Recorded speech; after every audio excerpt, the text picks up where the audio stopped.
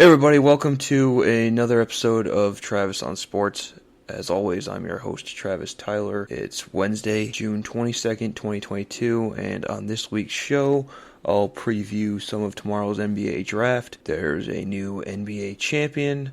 We'll talk about the Stanley Cup Finals a little bit ahead of tonight's Game 4 in Tampa Bay. Also, a couple NHL teams have hired their new coaches over the past week. An NFL star has retired. The LIV Tour has landed another high-profile golfer from the PGA. We'll have an update about Dan Snyder and the Washington Commanders situation, and also the Brian Flores lawsuit in the NFL, plus proposal to amend regulations for the transfer portal, and I'll give you my updated thoughts on the MLB season so far. We'll start in the NBA with our new champion, which is really an old champion. The Golden State Warriors have won their fourth championship in the last 8 years after defeating the Boston Celtics in 6 games. This year's, I think, meant a lot more because Golden State the past 2 years was nowhere near a championship contender, with some of their stars and some of their best players dealing with injuries. And they've been in the lottery the past couple years in the draft, and you got to see some of those players contribute to the playoff run. And I think it's also important to know that they won the championship without possibly their best draft pick that they've had out of all those. They were just the deeper team this time around. Boston, I think, with that young core that they have and the way they run things, they're going to be back. Udoka, the new coach, did a great job with them this year. And like I said, I think Boston will be back to the finals pretty soon. Golden State may as well. You know, a lot of talk shows this week have questioned what Golden State has left.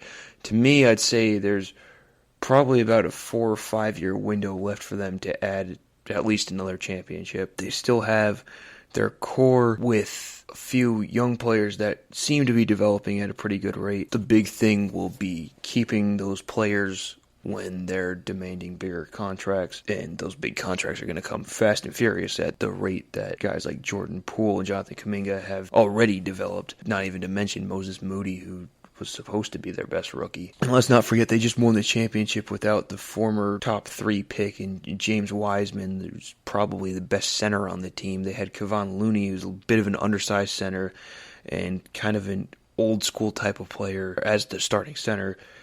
You throw Wiseman into that situation next year as a more skilled, more athletic, more offensively gifted player, and allow him to develop chemistry with Klay Thompson and Steph Curry and Draymond Green and Andrew Wiggins. That lineup is even better than the one that won the championship this year. And then you have a bench with guys like Jordan Poole, Jonathan Kuminga. Looney then goes to the bench. You have Moses Moody.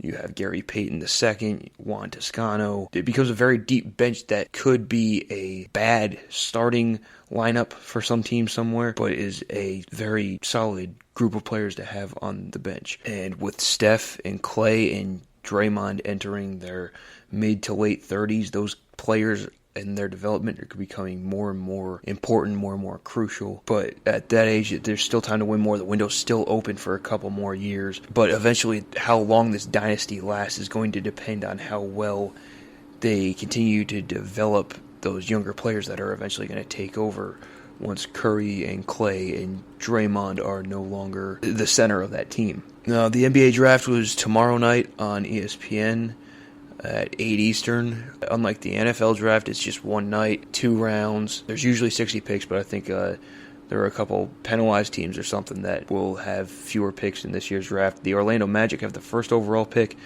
and it's expected to be between Auburn's Jabari Smith, Gonzaga's Chet Holmgren, and Duke's Paolo Banchero, all very skilled big men who affect the games in a different way. I would say that Smith is probably going to be the pick. There's a gut feeling right now, but regardless, those 3 are supposed to be your top 3 picks tomorrow night. Like I said, I favor Smith because of his all-around game. He has the more impressive all-around game.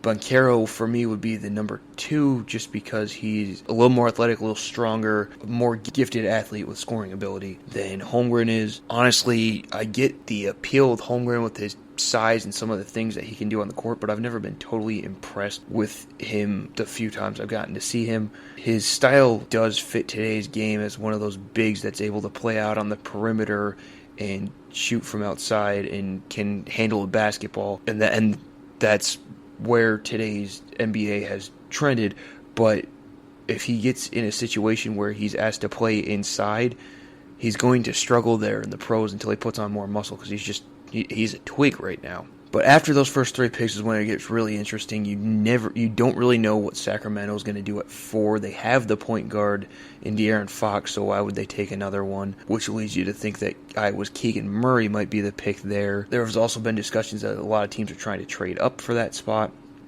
So we'll see if anybody trades into there. Detroit has number 5 pick, and I would expect if Purdue's Jaden Ivey's on the board at that point, he would be the pick. But there's also rumors that they like Arizona's Benedict Mathurin, and both those guys would fit really well next to Cade Cunningham in that lineup. I think Ivey, in particularly, is incredibly athletic point guard. His athleticism in terms of being able to jump out of the gym and everything reminds me a lot of Ja Morant. He's not as polished a player as Ja is, but he has that kind of bounce and athletic ability in his game. I'll admit I'm not very well versed in this year's NBA draft class as compared to what I usually am in most years or even this year's NFL draft.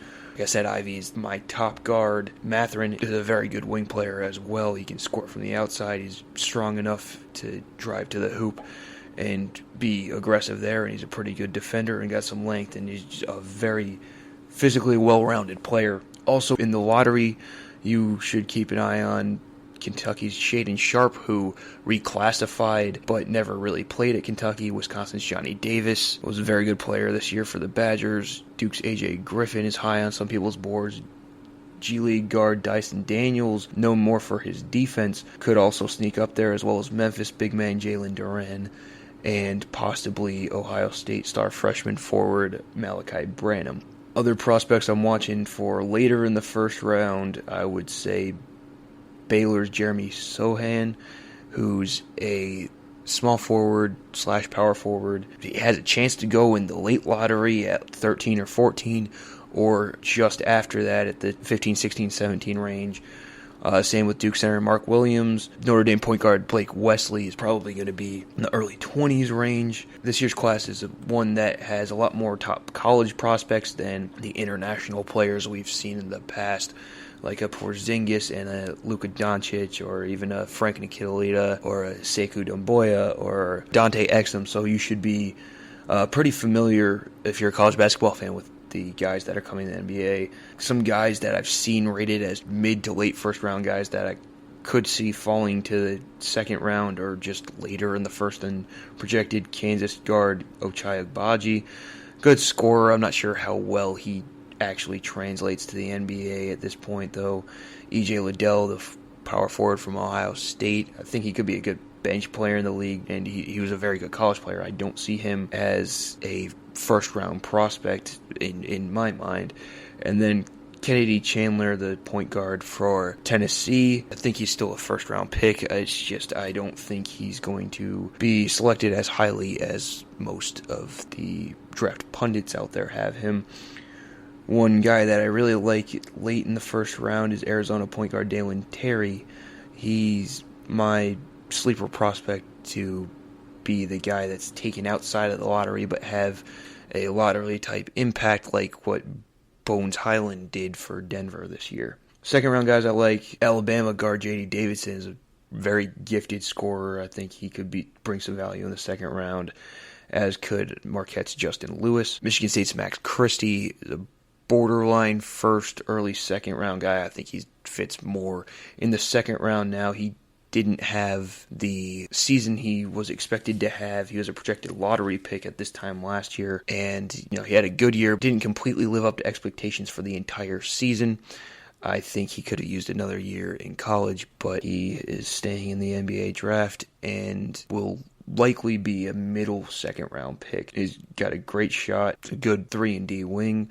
Just needs to add more muscle and get a little quicker. Maybe I just haven't paid enough attention this year or watched enough of this guys that are going to be second round or undrafted guys, but looking at that ESPN Top 100 list right now, it looks like a thinner, less promising crop of players than usual years, but as I've said earlier, I haven't done as much research as I normally do on this, so maybe there's just something I'm missing from not being as familiar with this year's class.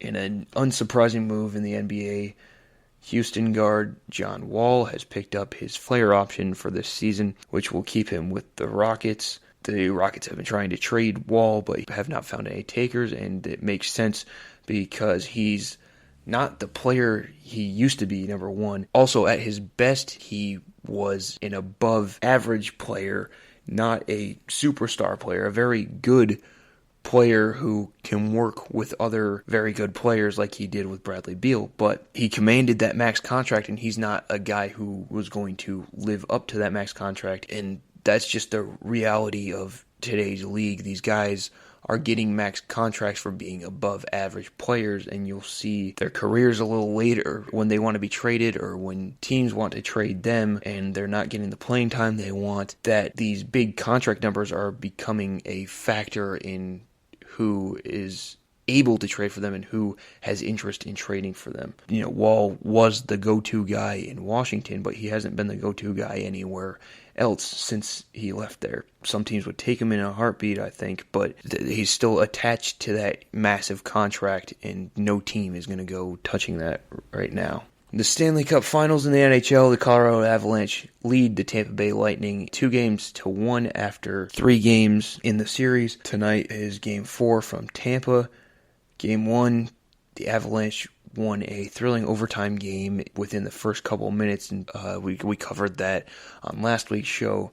Game 2 was just a complete blowout 7-0 win for the Avalanche on home ice. Not a good game for Andrei Vasilevsky. The Lightning returned the favor in Game 3 on their own home ice with a 6-2 win, chasing Darcy Kemper from the net. Game 4 is much more critical for Tampa because a win ties the series going back to Colorado, while a loss puts them 1 loss away from losing the series and would send them back to Colorado down 3-1 with a huge uphill battle to climb. Both these teams have had impressive rebuilds. When Steve Yzerman was building the Tampa Bay team, they quickly became one of the top teams in the NHL and the top team in the Eastern Conference, and they've stayed up there for the most part and added players since Yzerman left, and this would be them trying to cement their legacy and stay atop the NHL. Colorado had the better regular season, and so in that aspect, we probably should have seen this coming. They were the better team throughout the year.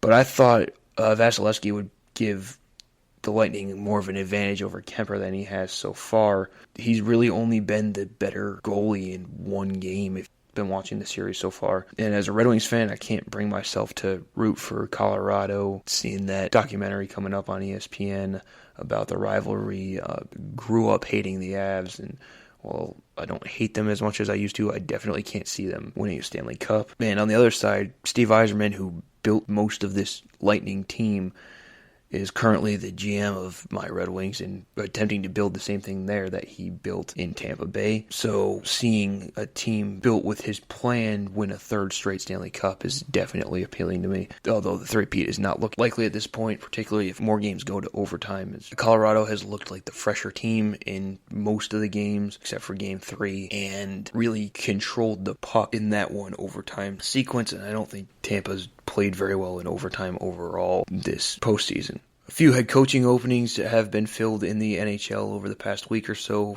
Philadelphia Flyers have hired former Rangers, Blue Jackets, and I believe he was also with the Canucks for a while, head coach John Tortorella. Of the experienced guys, he was my least favorite, and I'm just glad that the Red Wings didn't hire him. And I think he fits that Philly mold, and he's definitely like an East Coast kind of guy, but I wouldn't have wanted him navigating the next stage of the Red Wings rebuild. The Dallas Stars have hired former Vegas Golden Knights head coach Peter DeBoer, and the Florida Panthers have hired former Winnipeg Jets head coach Paul Maurice. Those 3 join Montreal's Martin St. Louis, New York Islanders' Lane Lambert, and Vegas's Bruce Cassidy as the new head coaches. Detroit, Boston, and Chicago still have yet to announce what they plan to do with their head coaching spots.